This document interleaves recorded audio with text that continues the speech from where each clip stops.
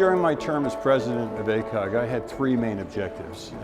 One was to do something for our patients, one to do something for our specialty, and one to do something for ACOG. Patients, I wanted to address population health issues.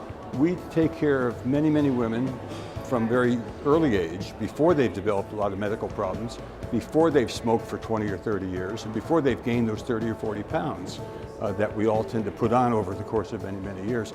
So it occurred to me that we should be the people who are intervening early and get people to not smoke or to stop smoking early, to get people to not gain weight or to lose that weight sooner.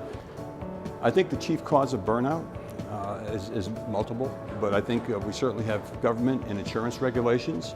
We have electronic medical records.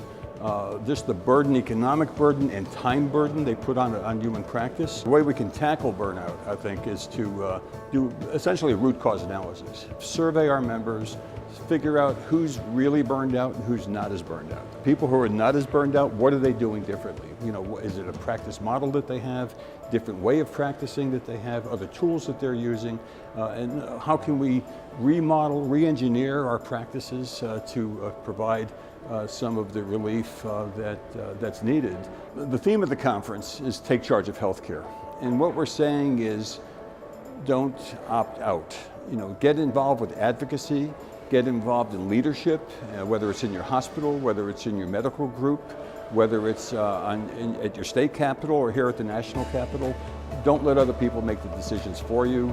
Step up to the plate and take charge of what's happening in your life and in your practice. ACOG 2020 is our deep dive review of our strategic plan. Periodically, every organization should look at itself and look at strategic planning. And this time, we've taken the deepest dive ever into saying everything is on the table, starting from scratch. How should ACOG look in 2020?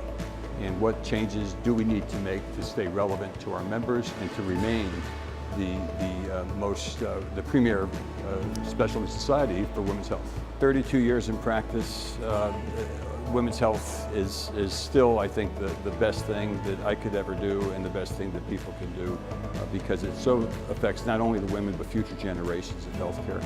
And I think that I have never regretted going into women's health, and I owe it so much, certainly from what I've enjoyed these past 32 years. And ACOG, a lot of this would not have been possible without ACOG doing what it does for our members, and not only for our members, but for our patients, because by helping our members stay in practice and practice correctly, we're helping all the millions of women in this country that see OBGYNs for their health care. And it's just been an honor and a pleasure to be the president of ACOG. I've met people all around the world actually because of this.